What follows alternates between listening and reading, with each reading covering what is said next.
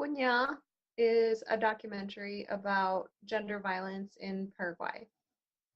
And it started with while I was in grad school, I was writing my dissertation about Paraguayan film. I grew up in Paraguay. My dad is from Paraguay. And there was kind of a new film scene that was kind of bubbling up.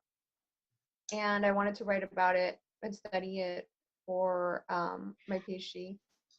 And I just went around and spent some time talking to directors and watching their stuff and trying to figure out kind of what the trends were.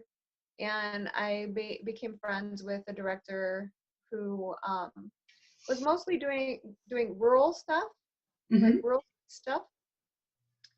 But he was really intrigued by gender stuff, but he didn't really have a handle on it, or kind of know what an entry point would be. But he knew that things were bad in terms of gender and gender representation. I think is where he first started to focus, and so we would, via Facebook, pass stuff back and forth, like documentaries on gender representation that we thought were interesting, or um, commercials that we thought were like complete fails, like totally gender violent.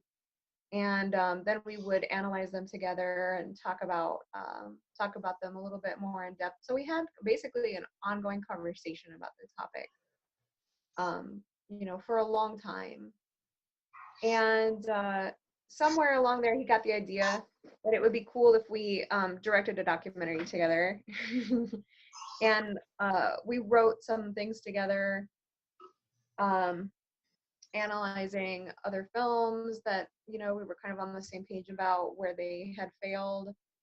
And so we started to work together like that. And then he approached Amnesty International Paraguay and did some work for them, started to cultivate a relationship with them, and then ultimately proposed this documentary to them when they started to be interested in what they could do for gender equity in political representation.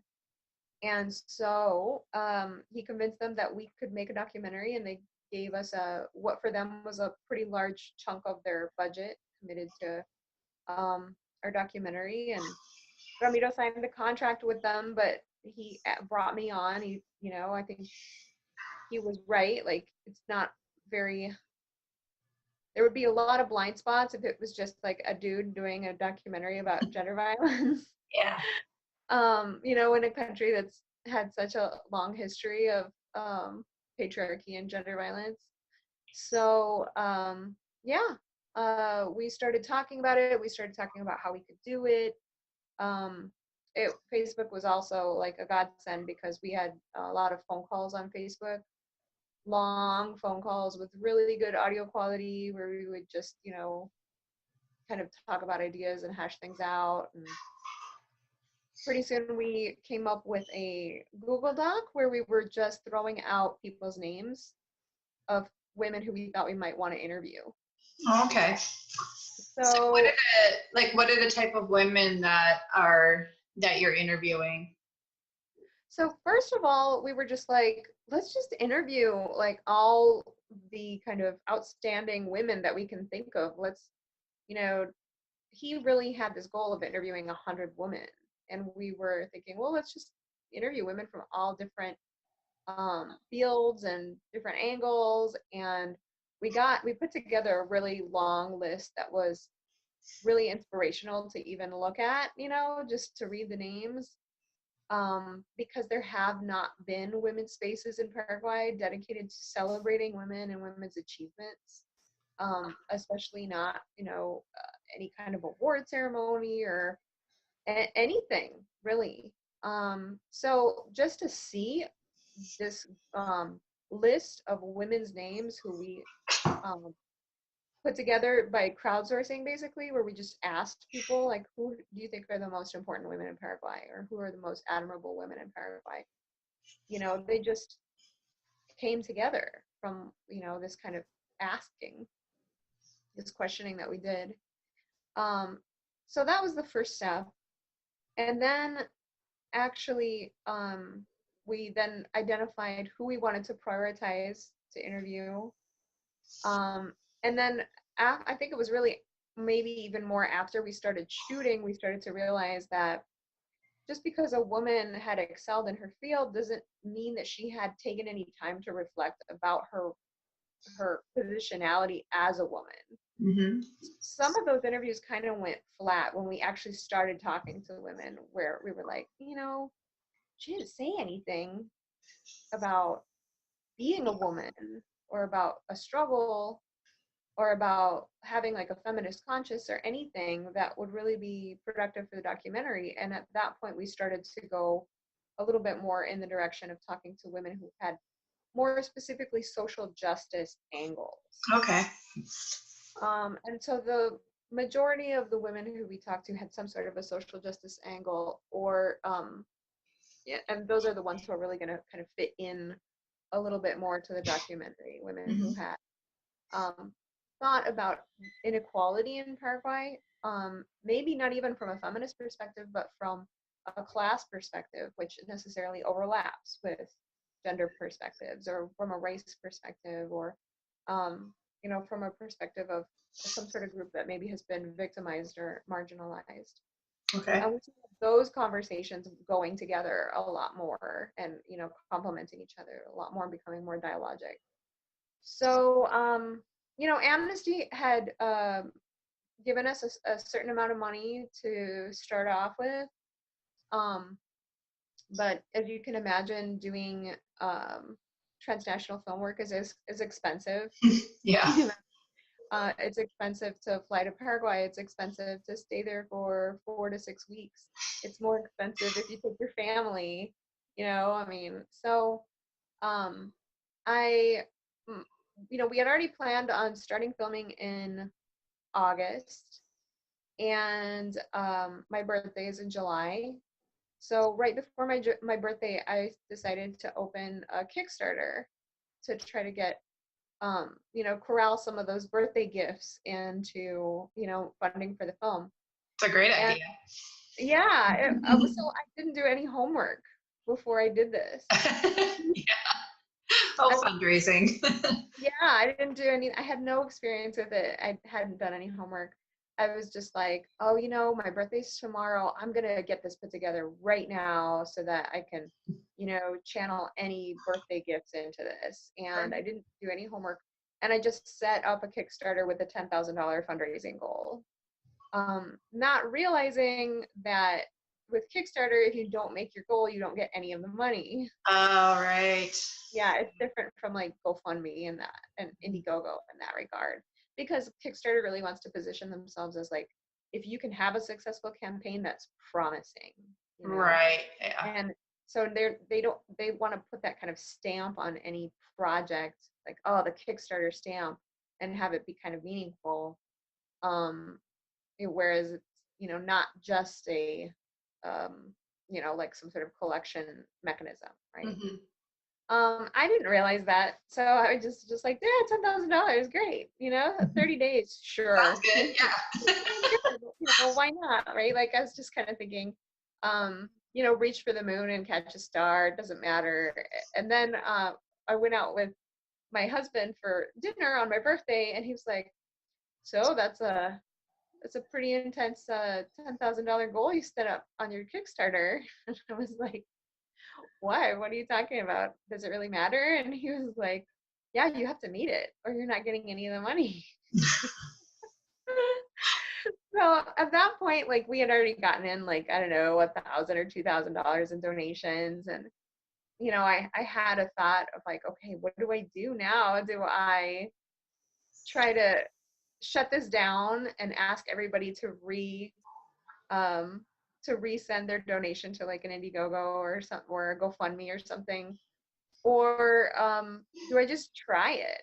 And I was at that time I was just starting to get interested into development, so I was like, I really want to try this. I actually want to make a go of it, and if we come up like short by a couple $1,000s, then Andrew hasn't made his donation yet. I'll have him kick that money in so that we can make the goal. And it became a really interesting time where I just developed this routine where I would, after I'd put my kid to sleep, I would grab like a big glass of wine and shut myself in the office and just start messaging my friends, I love like it. one, and be like, hey, I'm working on this thing. Do you think you could help me out? And $25 would get your names in the credits of the film, and under $25, you wouldn't get anything, but at least it kind of felt like I was offering something. And Right.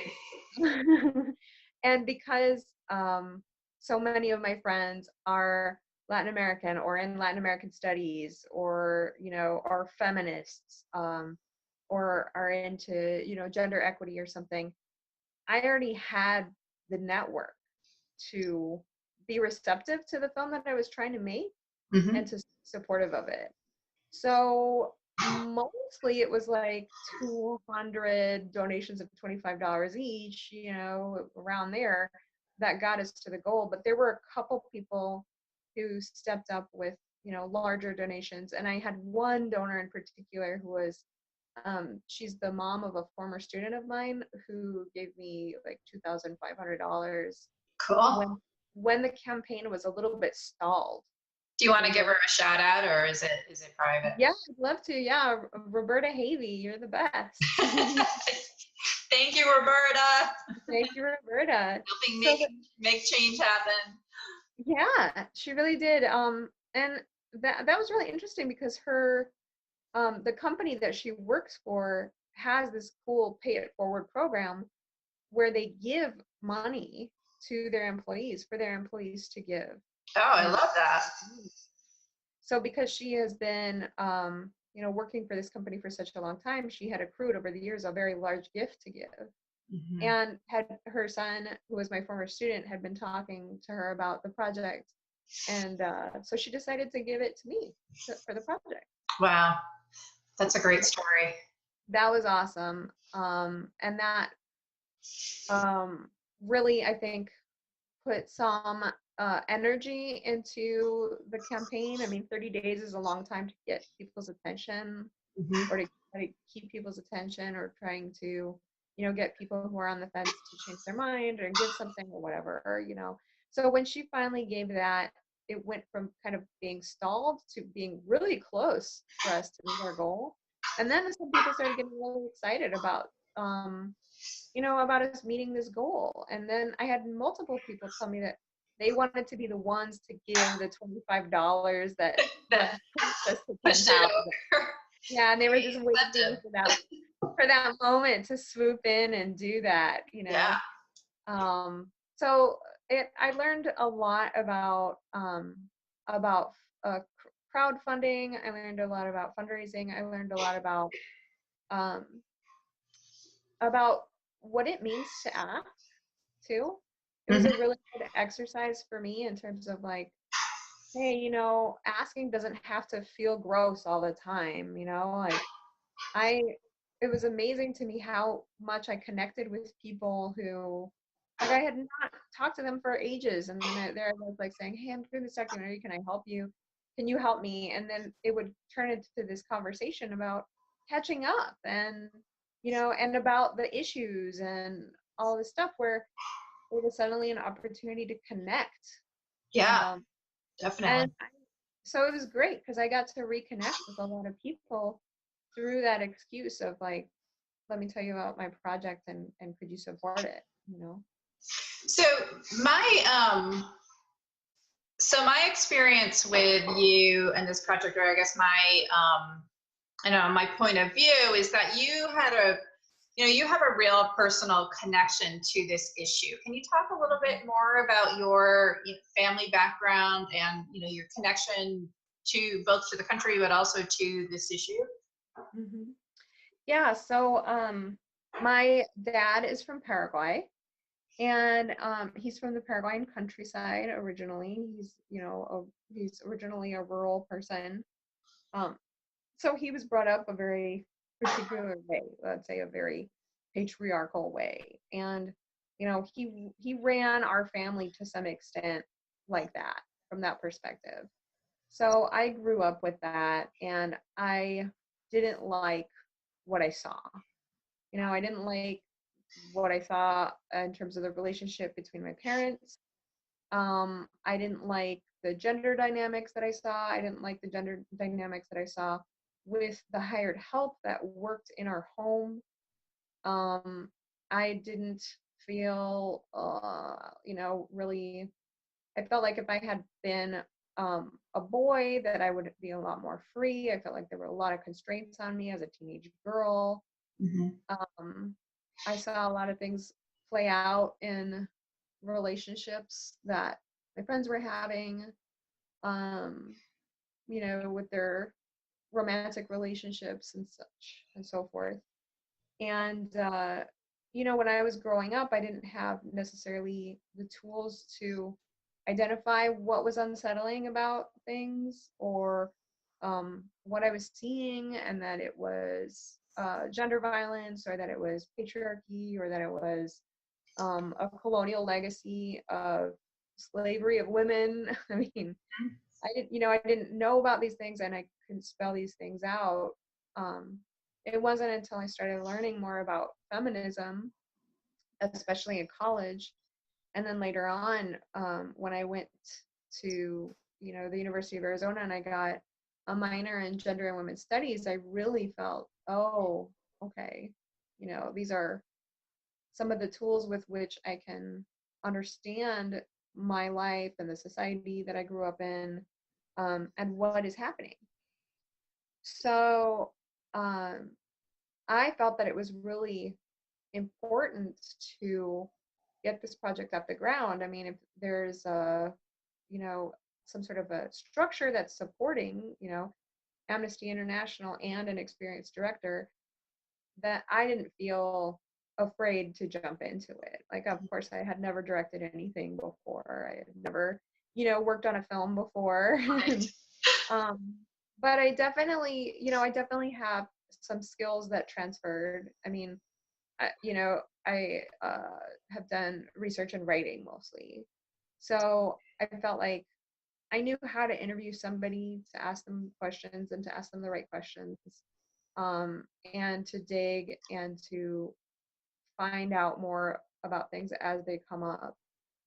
Um, I think that the hardest part of doing the interviews was that there were days when, like, we're going to talk to a comedian today. Like, I don't know much about her. I just know that she's a comedian, that she's on TV. And I expect her to talk about, like, how hard it is to be a woman in show business. And then she ends up telling us, like, a teenage rape story, you know? And that happened various times Mm-hmm. where I was not expecting, that kind of story about violence, gender violence, that kind of story about, a man in her life who, completely victimized her in one way or the other. And then even more disgusting, the lack of support from other people, including other women.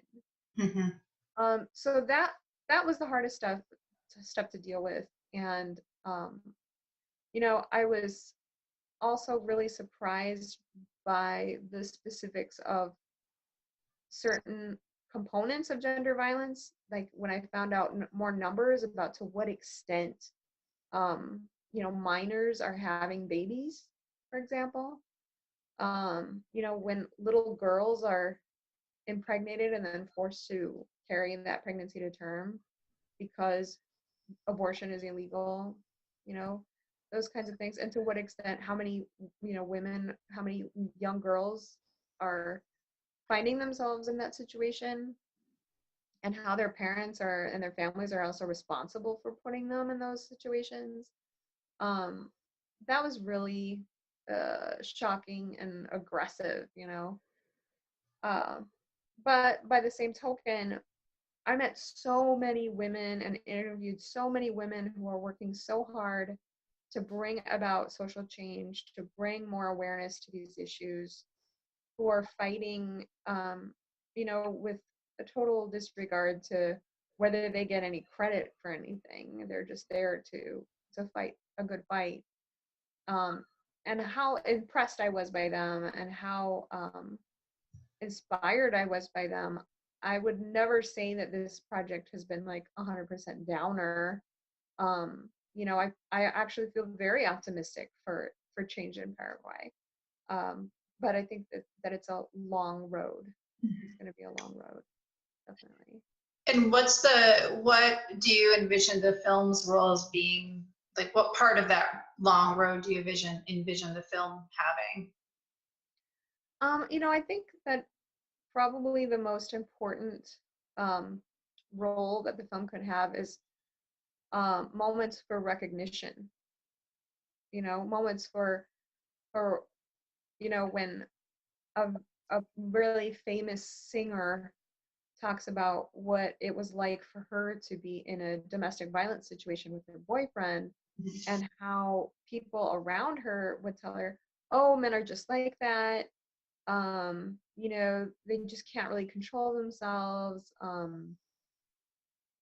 He just doesn't know how to express himself, so he just lashes out like that, and that's what all men do, and don't worry about it, kind of like just get over it. um I think that a lot of women probably who have found themselves in that situation will be like, oh, people told her that too, and she didn't stand for it, and it wasn't okay, and she got herself out of that situation. She found help. um I think that will be really powerful, and that also she's a public figure, you know um and hearing stories like that a couple times in the documentary too. um Hearing women just flat out state, this is the way it is and it's wrong. um this happened to me and it's wrong. um this is an unfair part of the judicial system, that how it discriminates against me for being a woman.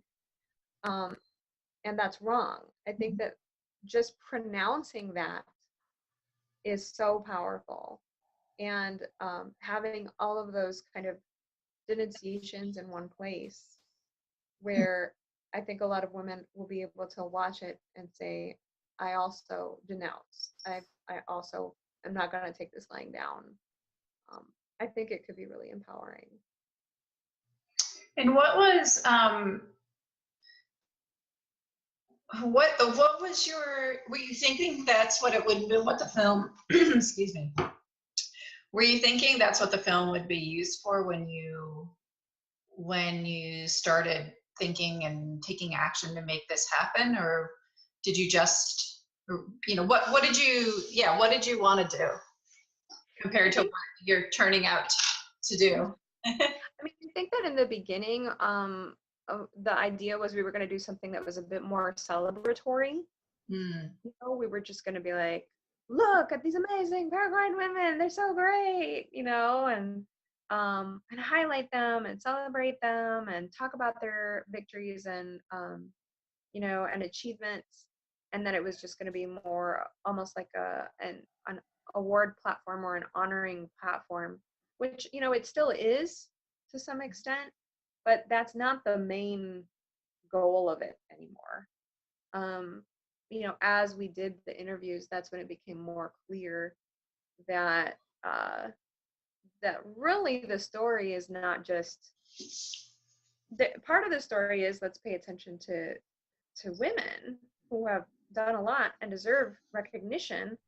But I think the more urgent story is, um, let's talk about gender violence and realize how multifaceted it is, right? How there's gender violence in relationships between men and women. There's gender violence in relationships between women and women. There's gender violence in your visit to the doctor's office, to the OBGYN. There's gender violence in the way you're encouraged or forced or manipulated into having your baby. There's gender violence in lactation. There's gender violence in terms of what the law provides or doesn't provide for your parental leave. There's gender violence in the city and the countryside, and those are two very different forms of gender violence. there's extreme gender violence embedded in the legal system in terms of if you're a woman and you want to have some power in the legal system as a lawyer or, you know, someone involved with like, the judicial branch, you have to sleep with the right people, you know, like all of that is there and is strong. And then there's the whole psychology of um, sex and uh, relationships between men and women, and what kind of woman is a good woman. Total erasure of like female sexual desire and female agency in terms of sex, and how damaging that is, and having that spelled out to us in such a clear way by a sex therapist. I was bowled over by that, you know. Um, all of that, having these kind of all of these different ways in which gender violence is insidious and it's there under the surface shaping the way things play out. I think that's the real story, and that's the story that I feel like we just have to tell now. It's the most urgent part of the story.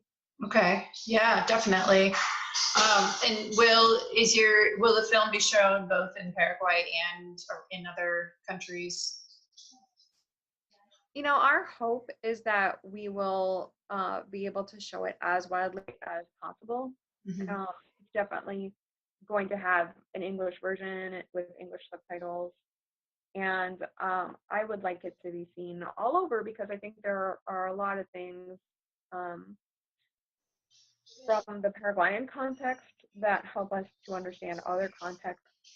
The fact, for example, that abortion is illegal in Paraguay, and it always has been, it's always been penalized by the law. And what does that create, right? We don't have to talk in theoreticals, like what would happen if, like, we have a case study where it is the case, you know, abortion is illegal across the board.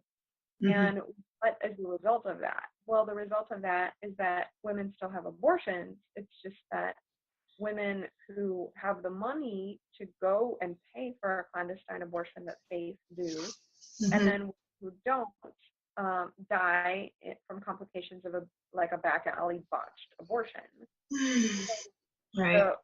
The result of that law, of that legislation, is not that you stop abortion, it's that you penalize impoverished women more than anybody else, basically. Right.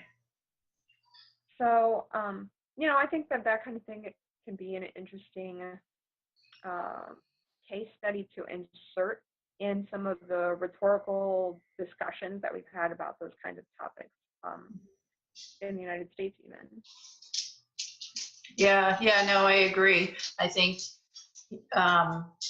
we're so focused on the argument, you know, pro and against.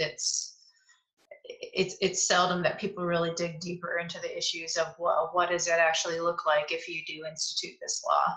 Right. Yeah. Exactly.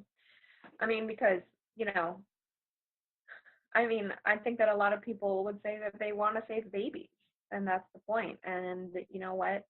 You're not going to save babies as much as you're going to kill women, you know? So that has to be taken into consideration.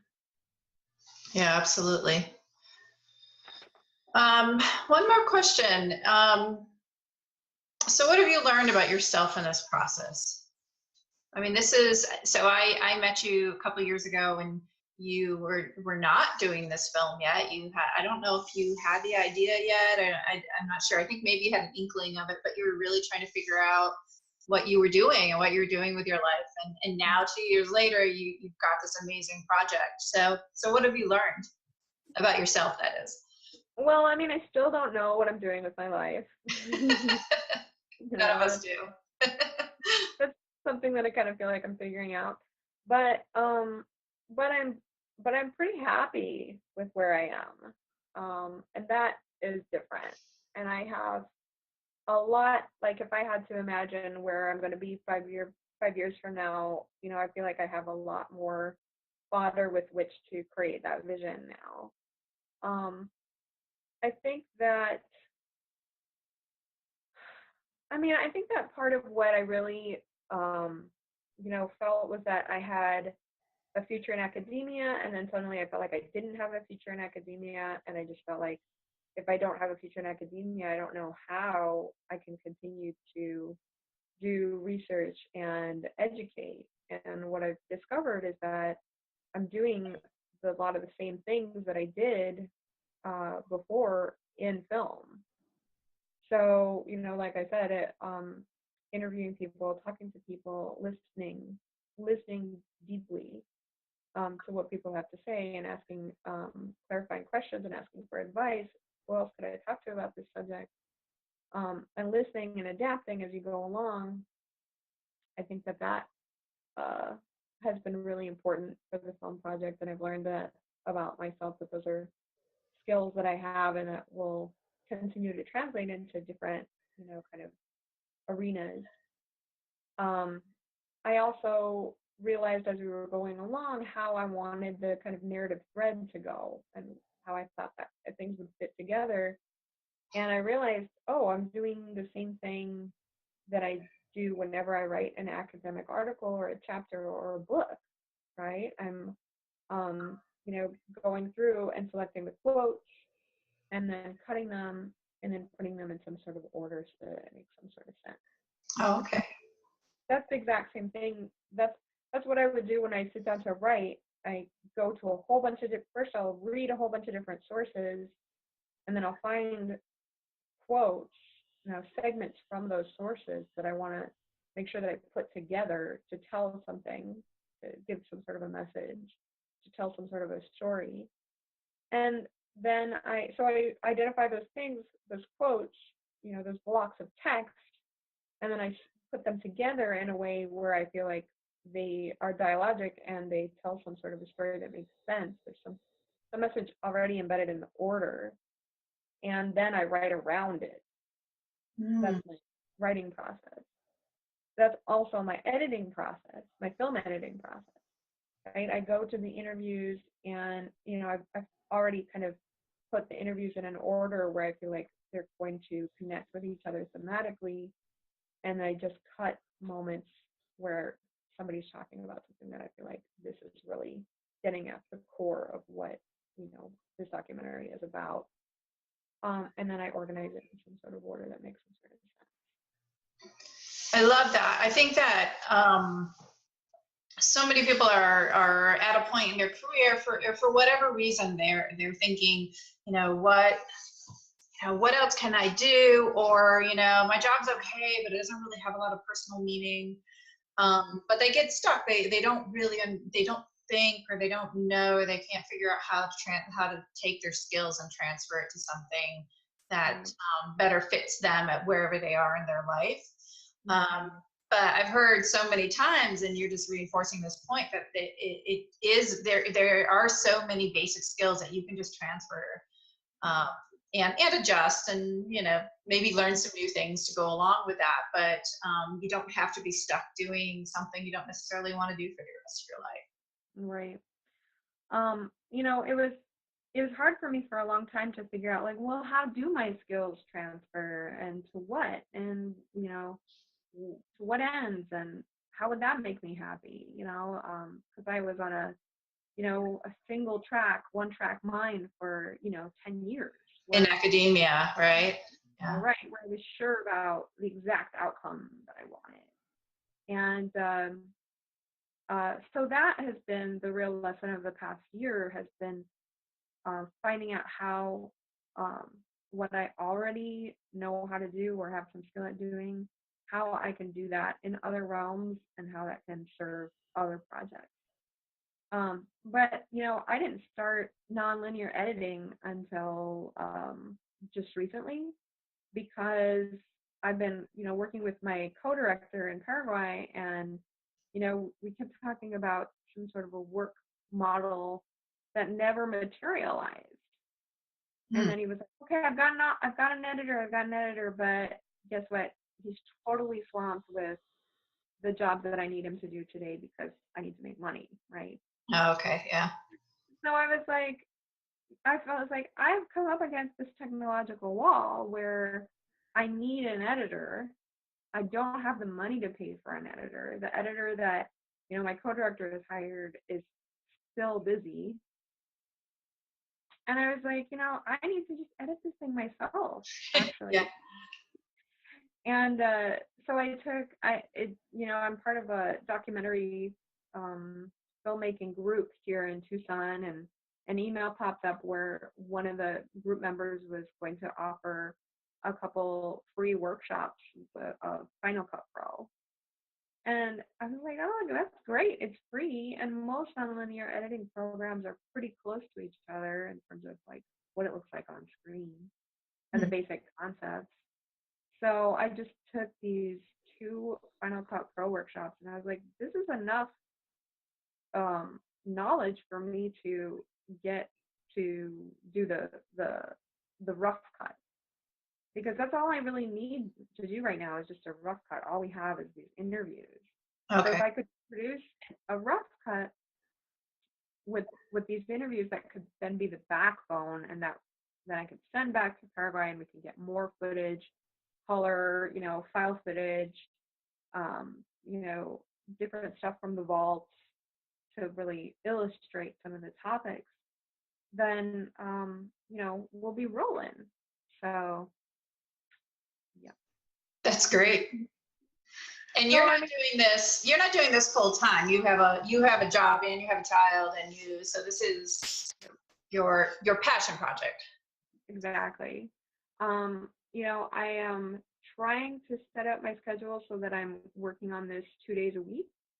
That doesn't always pan out. Sometimes I get busy with other things, or I just need a day off or whatever.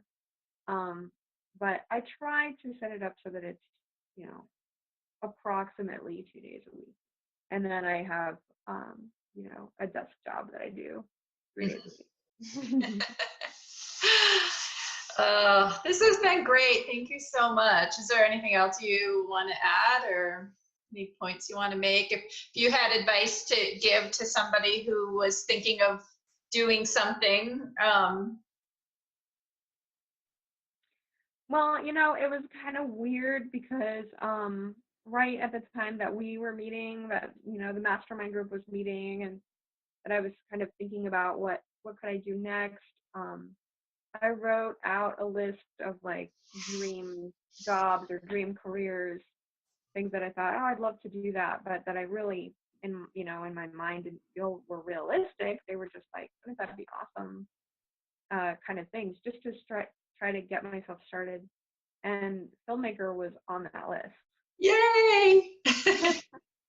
Filmmaker was on that list, and I never thought that that would really happen. I mean, I didn't have the knowledge, I didn't have the resources, I didn't feel like I had the connections. I was like, whatever, maybe in some life, in some next life or something, or someday way down the future, I'll be able to, take a lot of time and put a lot of money towards like a documentary filmmaking course or workshop or degree or something. And I didn't need any of that. I didn't need something so huge to learn. I mean, I think that I've learned a lot by doing, and I think that a lot of the time that's what's killing us creatively, is that we can't move from the planning stage into the doing stage. And maybe you need to just do, even if you don't know what you're doing, because you'll learn along the way, and you'll get a better idea of what exactly you need to learn when you come up against walls that are keeping you from doing. And that's how I felt with nonlinear editing. I had to learn how to edit because that was what was stopping the project from moving forward.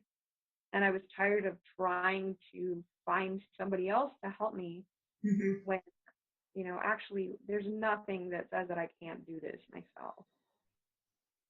Right. And the work that would have been involved into trying to like describe what I want to another editor, especially maybe one who doesn't speak Spanish and is cutting clips like, okay, from this time mark to this time mark. okay, if I'm going to identify that, why don't I just cut it myself? Yeah, instead of having to do that or translate it or, yeah, that makes sense. Yeah. So, I mean, it took me a long time to get to the point where I was like, oh yeah, I'm just going to do this. And, the fact that those workshops came up at the perfect time, I think made a big difference for me, because after I went to those workshops, I was like, you know what? Yeah, I can do this. Yes, it does make sense to me. Yes, it's, you know, there are a lot of resources out there in terms of like if you get stuck, you know. And I think there's something to be said too about learning something, at least the basics of how to do it yourself. And then if you really figure out like one, you're not really good at it, you don't like it, or you really don't have time for it, then you have a body of information in order to hire somebody else. Mm-hmm. And Absolutely. yeah, I think that definitely helps a lot. Although I also am a good advocate for like, if you really don't want to do something, just try to find somebody to do it for you. Even you have to like swap tasks or something like that. But yeah. Yeah. And I mean, I don't think anybody should force themselves to, if you're a whatever, a square peg, forcing yourself to fit into a round hole is not probably, the best thing. But um, in my case, I just feel like this has been a great, new door that I've been able to open, and I'd actually like to do a lot more with it as well. Well, I can't wait to see all of the great films you're going to produce, because I know this is just the beginning. And speaking of that, when can we expect Kuña? Kuña, right? Mm-hmm. When can we expect Kuña to come out? Well, we actually want to have it sort of wrapped up by October. But I'm not sure if that's really going to happen. Okay. Um, that's the delivery date that we've come up with. I wouldn't be surprised at all if it ended up getting pushed back a little bit more. But fingers crossed, it will be done this year. Fingers crossed. Yeah. Well, congratulations. I'm really excited for you. And I'm excited for the world, because I think this is a story that needs to be told. And, honestly, we hear so little about Paraguay, and to hear something about Paraguay and have it to be focused on women and women's issues is just something that's much needed in this world. So I think thank you. so. I think so. And I think it's something that's needed, um, you know, academically as well. I think a big part of the reason why I didn't find, the academic job that I wanted is because uh, even in the academic world, even in university settings, people aren't convinced that there are good reasons to study Paraguay. And so this is also something that indirectly contributes to that part of my mission too, which is um, trying to elevate the importance of study of this country that a lot of people have written off because it hasn't been studied previously. And there are a lot of reasons for that. But I don't think that any of those reasons are good reasons anymore. Definitely. All right. Well, if there's ever anything I can do for you, please let me know. And your story will come out. Probably, I'll send you a version to approve. Probably, I would say in the next 2 weeks. I have no idea how long it's going to take me to edit these stories. This is the second one I've done, so hopefully not too long. But like I said, I'll definitely send you a copy to approve or not approve before it goes public.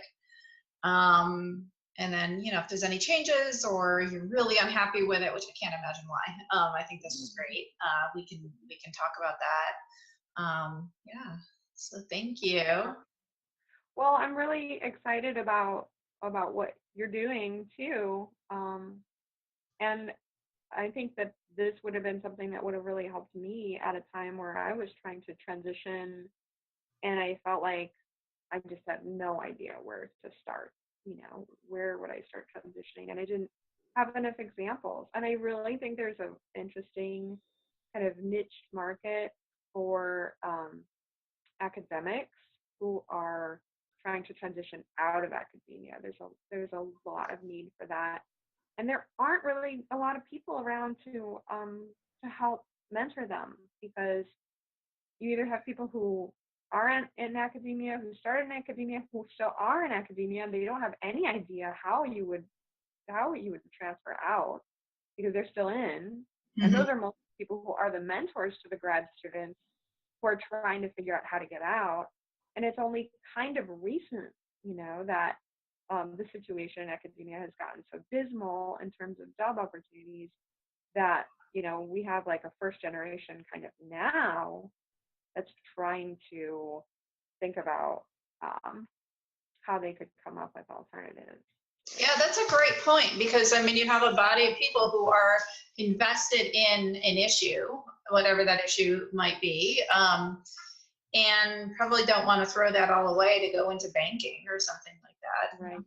Some people might, maybe they want the money, I don't know, but so it is hard to know. A lot of people think, well, I'll just go work for a nonprofit, but one, there aren't enough jobs in the nonprofit sector, but two, that doesn't always work for people. It's or maybe like you, it's an and both situation where you're doing both. Exactly. So that's a great suggestion, great idea. And kind of along those lines, if you come across anybody who's where you were a couple of years ago, please point them in my direction.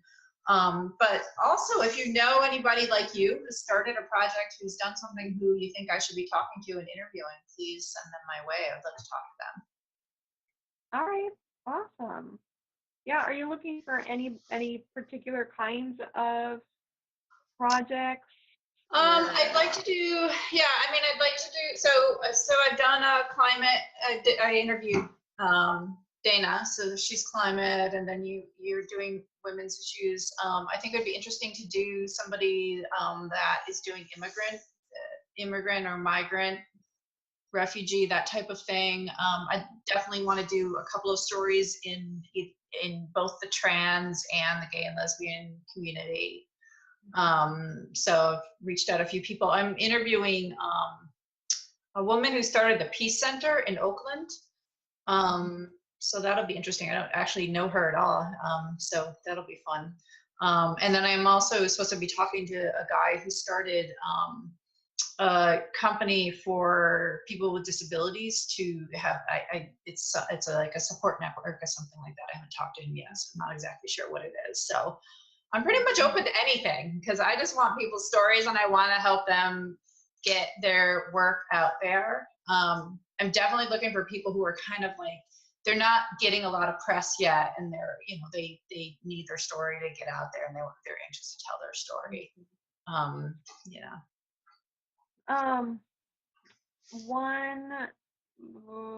One person who I can think of, she founded the Colibri Center for Human Rights. It's a organization here that's dedicated to collecting the remains of immigrants who have died while crossing the border. Mm-hmm. And so she has like she doesn't work for them anymore, but she founded it basically because she took it on kind of like as an internship as she was a grad student, basically. Mm-hmm. And just there was a need there in terms of many people contacting the forensic department of the county saying, have you found the remains of my loved one who went missing while he or she was crossing the border? And the amazing work that it takes to try to positively identify the remains of a human who has been exposed to the elements for, maybe a week or even several days. It's really hard, actually, to do that. And then is even more emotional is trying to communicate with the families about the loss once you can positively identify somebody. And what it has meant, I think, to come up with data, so much data about where remains have been found and how often they're found. I mean, I was just reading something from the sheriff's department that they have like an industrial, refrigerator just to house human remains that they find Wow. in this county. And that's the story. That's a story you just don't ever hear, at least not in the Northeast. This story is very people around here know that story quite well, but it's not a story that's really making it to in a mainstream way to other parts of the country. No, not at all. Yeah. It's an important story because it's been happening since the border was militarized. It's been happening, and that's a terrible way to die in the desert by yourself of exposure. And people are dying that way by the hundreds every year here in Arizona. Mm-hmm. So I think that's a really important story. And she just started this center because people were calling. Right. Yeah. So she saw. Yeah. So, I mean, she started out doing a kind of an internship as an anthropologist, and then she ended up basically founding a center that's super active today. Right. Gone beyond what she started for sure. That's the Colibri Center for Human Rights. I'd love to talk to her if you know her personally, if you want to introduce me. I don't really know her that well, but or I could just reach out. Yeah, and I mean, you could just tell her like a colleague from the University of Arizona suggested that that I talk to you. Okay. Very grateful at the same time. So she's got a really interesting story in terms of like starting something else. Yeah. Yeah, I mean, sometimes that's what it takes, right? Is my dog is talking to us. Sometimes that's what it takes is just, just making the first phone call, or you don't know what you can do. You don't know what power you have to use it. And that, I think a lot of really important projects come from a need, Yeah. A need comes up, it's identified, and the person takes it upon themselves to try to address that need. And sometimes it comes from a dream and a vision, and sometimes it comes from maybe just being open. Mm-hmm. I mean, I think that if I had actually gotten that academic job that I thought I was going to get, and I had been at the first year of my, tenure track job at a new institution where I was getting bombarded by all of that transition. And at that point, if Ramiro had come to me and said, let's direct a documentary together, I probably would have said, I can't. I probably would have said, I'm too busy. Right. So the fact that I had, I can't claim that I planned it, but the fact that I had carved out a space in my life to try to figure things out made it so that I was available at the time when I was approached. I think it would have been a lot harder to have said, yeah, I want to try this thing that, is going to demand so much of me at a time when I was probably already had the blinders on. I don't think that would have worked. Yeah, sometimes you have to be in that stage where you're ready for a catalyst to come along and push you. Yeah. Where you're just sitting there twiddling your thumbs, like trying to figure out what you're supposed to do next. What do I have to lose? I should make a film. That's what I should do. Why not? Yeah. Oh gosh, I love that stuff though. But I think you do. I mean, it's funny because I think once you start something, it's easier to start the next thing. But I also kind of feel like you've only got so many chances in your life that you can absorb the kind of I don't know, like I guess it's some kind of, it's sort of stress, it's sort of excitement, it's sort of everything rolled up into one. It's not something you can do every day. Yeah. Well, thank you again. This has been great. I can't tell you how much I appreciate this. And yeah, well, my pleasure. I love talking about the project, and I love inspirational stories about getting involved and feeling more connected and in a society that sometimes can feel pretty isolating. So That's for sure. Yeah. yeah. So I'm gonna keep following you and keep me posted. Okay, I will definitely, and I will send you your story hopefully within the next 2 All weeks. right. Awesome. Okay, thanks. All right. Take care. Bye. Take care. Bye.